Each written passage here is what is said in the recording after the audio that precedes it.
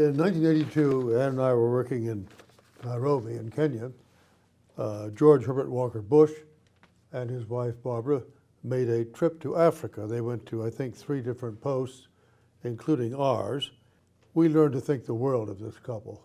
They were, by any measure, the most gracious house guests we've ever had. One morning, Barbara was going to go up country to visit Peace Corps installations while her husband and I went to see the president of Kenya. She was going with Phil and Laurette Ropey. Phil Ropey was a Republican congressman from Michigan, and Laurette was, at that time, the director of the Peace Corps. And so they were just at breakfast, they were just preparing to go. We suddenly realized that most people don't realize how cold the 8,000-foot area of Kenya is. And Phil Ropey was just in sort of a polo shirt, T-shirt sort of thing.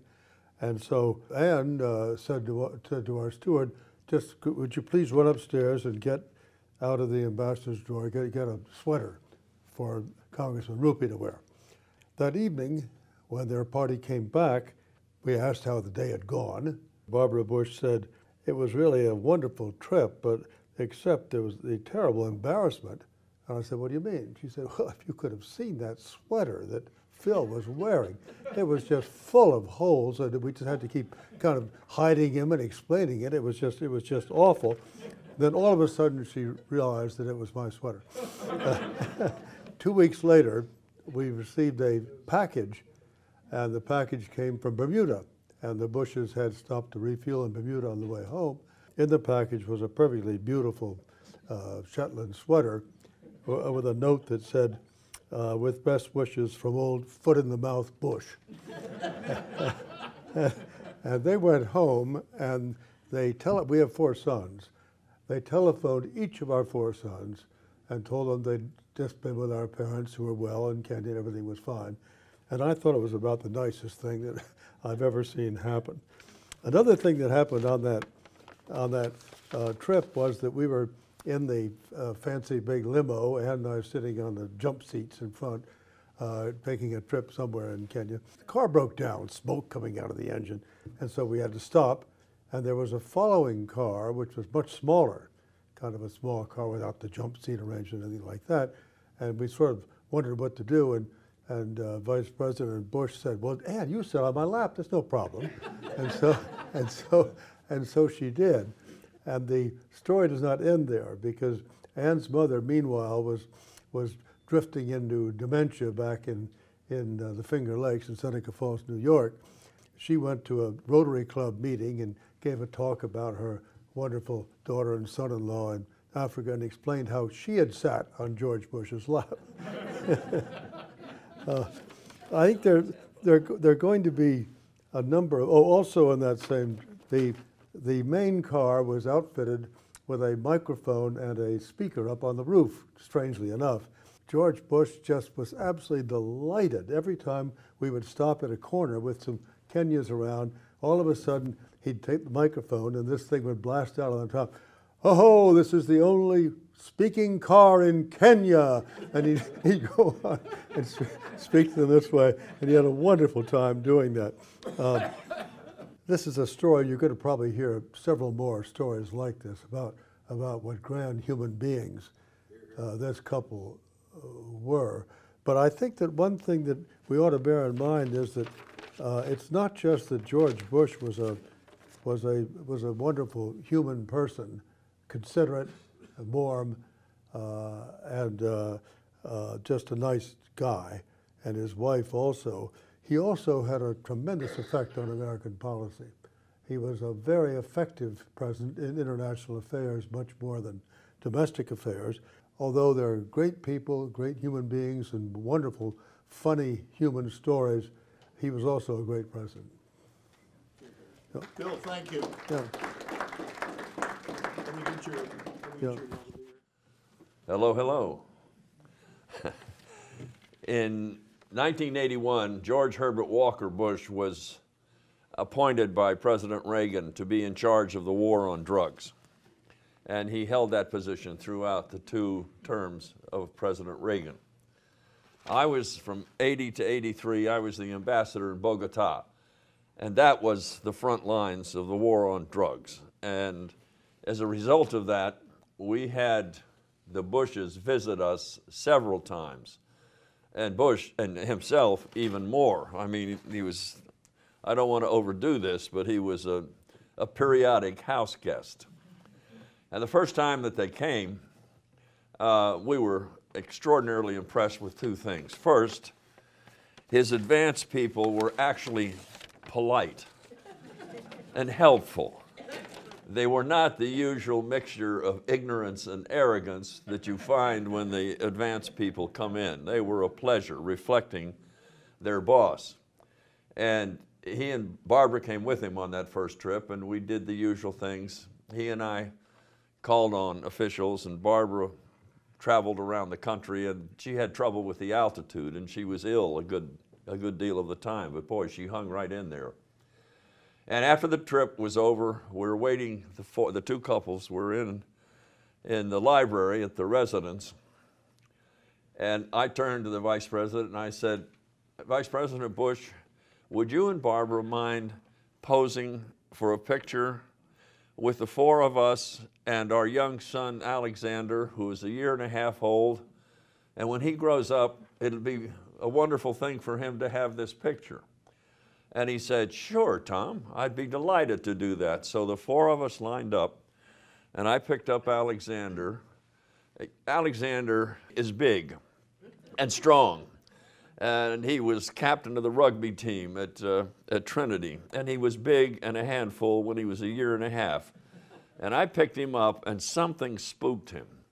And he started screaming and kicking and punching, beating me about the head and shoulders. Something was really bothering him, and I'm trying to get control of the little monster so that we can have this picture taken and get out of there. And after what seemed to me an interminable period of minutes and minutes, George leaned over to me and he said with a smile on his face, "What's the matter, Tom? Doesn't he like Republicans?"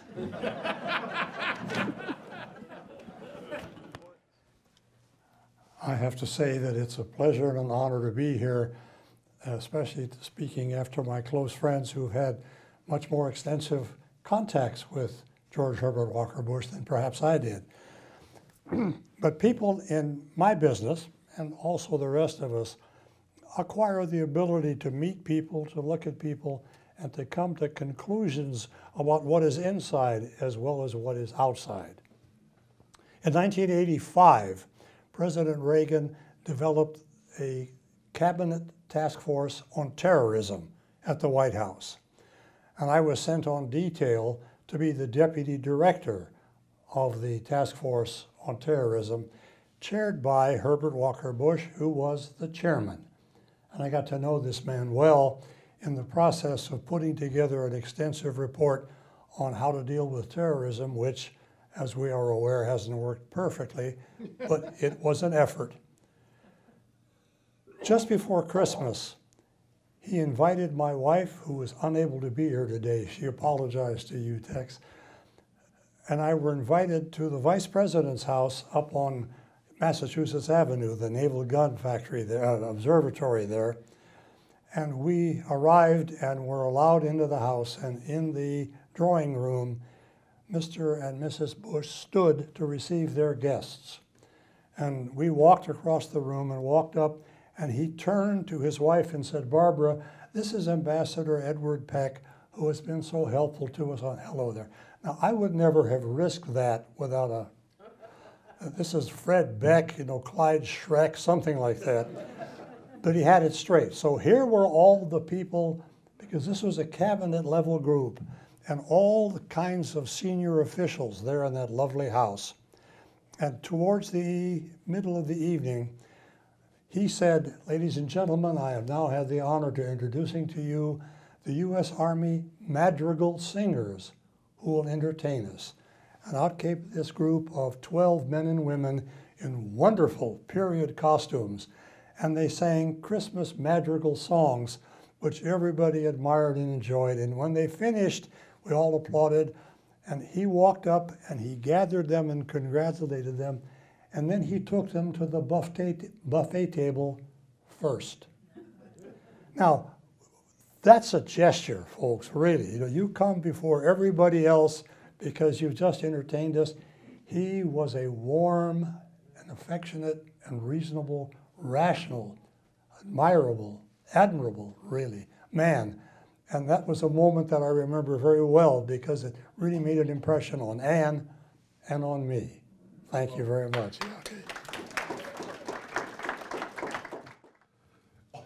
In 1990, I was nominated to be ambassador to Chad.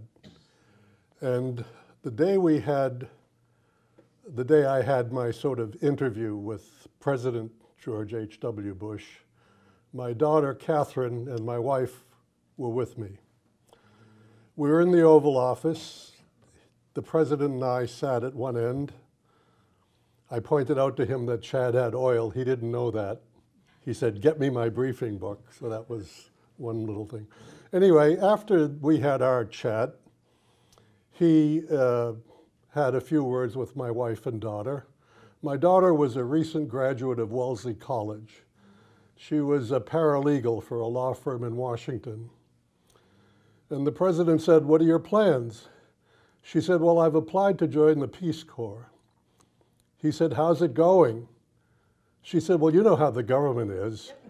And that was essentially that, and we went our way. My daughter traveled a lot in those days for the law firm.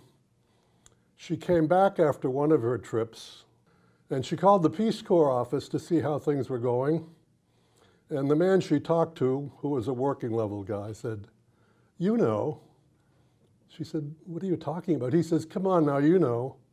Well, that went back and forth for a while, and he finally figured out she didn't know. He said, "The president called and said, 'How are we doing on Catherine Boghossian's Peace Corps application?'" Bravo. Yeah, I'm Don Kirsch. I was in the Foreign Service 37 and a half years, but mostly I spent the whole career in Europe, East and West. Soviet Union, was there with Ted McNamara, and in Budapest twice, where I was a junior officer, and then came back as DCM in 1986, and my George Bush story relates to that time. Because in 1989, in July, we were extremely excited that the President of the United States would come to Hungary for the first time in the history of our relations.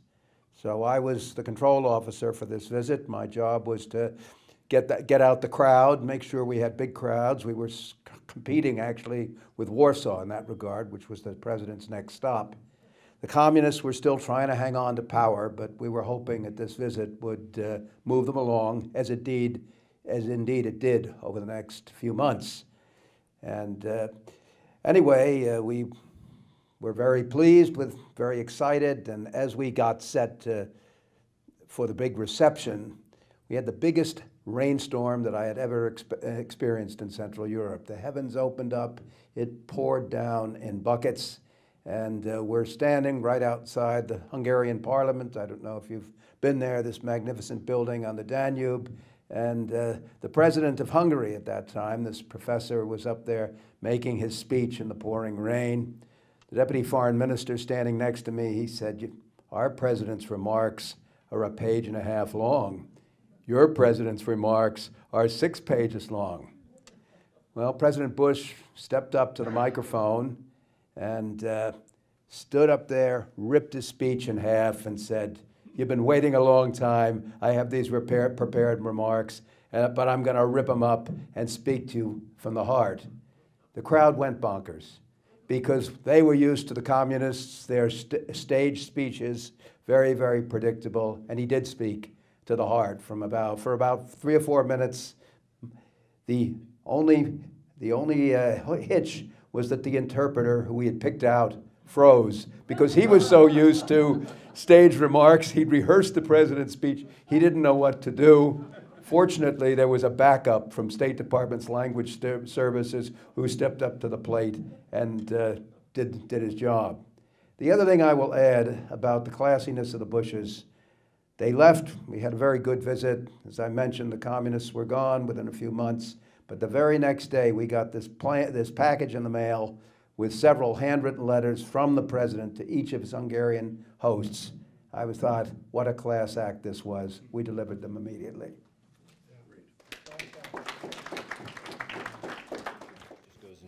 Okay. Well, Howard Walker, one morning in 1989, when the Bushes, President and Mrs. Bush, had just returned to the White House from an exhausting foreign tour, the president got on the phone to the State Department and said, "I'd like to meet a couple of the new ambassadors who are going out. Send them over." My wife and I at that time were in the ambassador's course at FSI, and for reasons I can't remember, we were among the 3 couples who were asked to go over. We'd done that before in a previous route to an ambassador's position with President Reagan, and we assumed we would be received in the Oval Office. We got there, and we were told, no, we were going upstairs to the private quarters. One couple at a time, and we each were given our 10 or 15 minutes. President Bush began with me, says, "I hear you're going to Madagascar." "Yes, I am, Mr. President." "Well, I understand that leader over there used to be a rabid socialist, and now he's a free market champion. I want your first cable to tell me why." And then he switched completely, and he and his wife brought Terry, my wife, and me into the kind of personal chit-chat that happens with old friends. We remembered our call in the Oval Office with one of his predecessors. He didn't know my name, but gave a very good photo op. This was quite different. That's the kind of personal man he was. Thank you. I'm Ted McNamara, and I'm under instructions to be quick. That's difficult for me to do with George Bush. I spent a good deal of time off and on for 10 years working directly for him or with him. The first encounter was with Barbara and he when he came to Zaire, Kinshasa, on the same trip that brought him to Kenya, as Bill has just described. So I won't go into that other than to say that on that trip he was as gracious, and so was she. My wife served as interpreter and guide for her during a 3-day trip. As perfect a couple visiting as you would ever want to have come and visit. I was DCM at the time and therefore had a lot of interaction with him. I then went back to my regular career, and by chance, in 1985, I was, I don't know whether you call it privileged or not, but I was the replacement on the NSC staff for Oliver North. Talk about a new position to fill. My only instruction from Frank Carlucci, my boss, was find out what Ollie was doing and don't do it. Well, one of the things I had to find out was how are we going to restructure our hostage policy, our Mideast terrorism policy, and several other policies that Ollie had managed to disrupt, to use a nice polite word. And the person that I had to work with on that was George Herbert Walker Bush, because President Reagan, as I think Tom mentioned, had made him the lead man, or maybe it was one of the others. He was the lead man on terrorism and drugs. That was the job that I was following when I took over Ollie's job. He had some very tough decisions to make. President Reagan was committed to that policy that Ollie North was carrying out. One of the things that the Teflon aspect of Reagan was that he never got tagged. Ollie North was doing what he was told to do, and what he was, the policy was one that was well understood within the White House. How does one change that? As a result of several meetings with Bush as vice president in his vice presidential office over in the old executive office building, we came up with a policy which, in short, title was "Devalue the Political Worth of the Hostages." That meant turning off all publicity, turning off all high-level meetings with the hostage families, making sure that the hostage takers in Lebanon understood exactly what our position was, and that is, if we can find them, we'll get them, and if you take any more, you're just making your life more miserable. It worked. Everyone but Ronald Reagan believed it was the right policy to follow. Bush is the one who, in effect, was able to make sure that the White House and the president were willing to follow the new approach. He did it at some risk. Politically, it was not the right answer. In terms of foreign policy and in terms of practicality and getting results, it was the right answer. And I often think of how, working closely with him over a period of 6 months, we managed to turn the American government around on that issue. I'll jump to one last comment having to do with my second tour at the White House, and that was when he was president.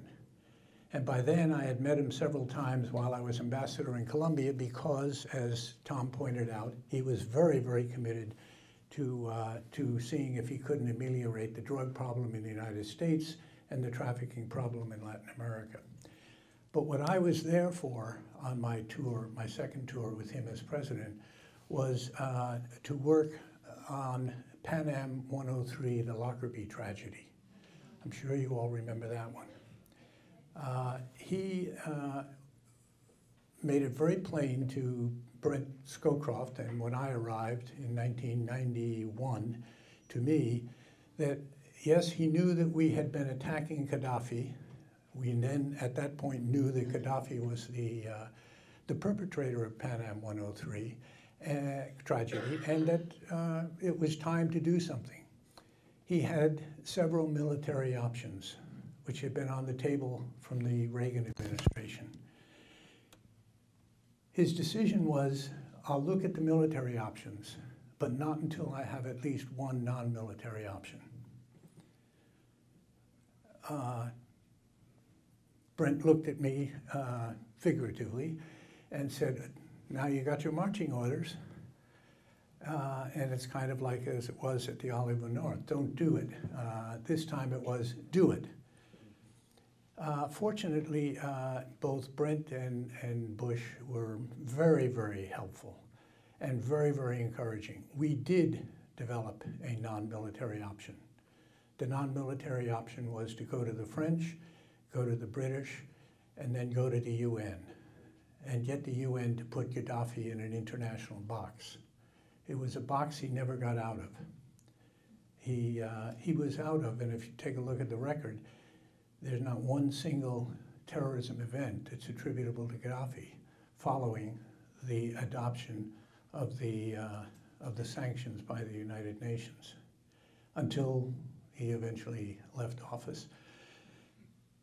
The reason I say this was an act of political courage was because the Pan Am families, like the Lebanese hostage families, were avidly in favor of a military attack and an overthrow of the Libyan regime.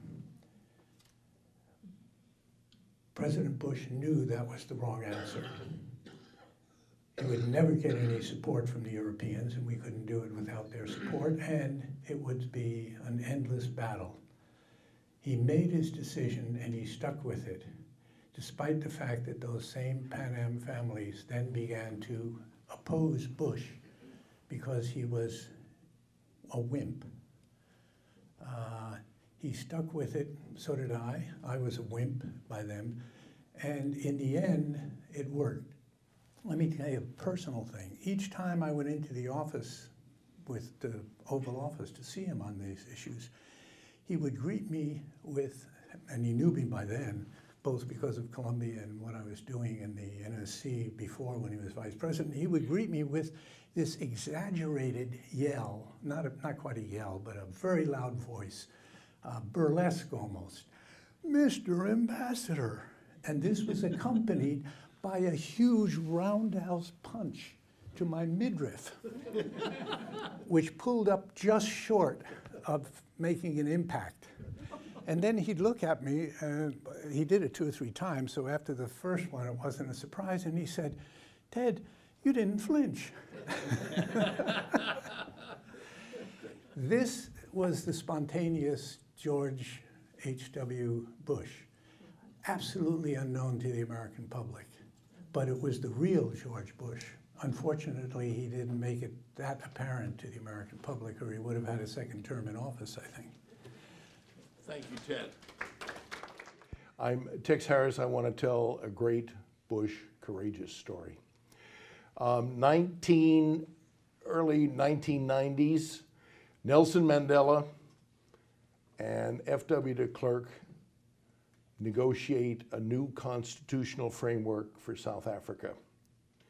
That framework is going to be put forward to the voters of South Africa, both on the white community for a vote, and the hardliner, bitter enders in the Orange Free State are adamantly opposed because their claim, which was resonating through the white community, is this is a trick of the West. Sanctions will not be removed. This is an issue of moving goalposts, and we will wind up with a series of demands and no removal of sanctions. This word gets to the NSC, to the State Department, and Bush is briefed.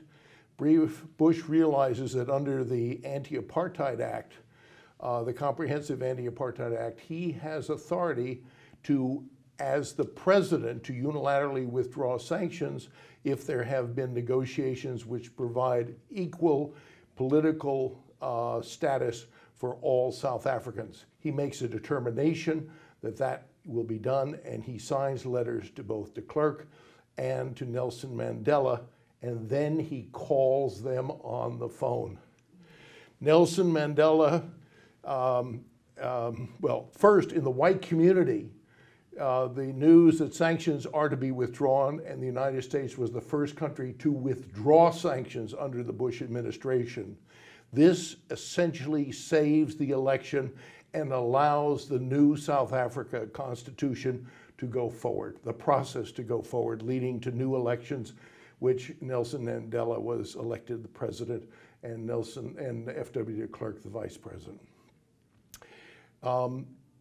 Nelson Mandela told our ambassador, Princeton Lyman, that President Bush called so often that he was living at home with his grandkids.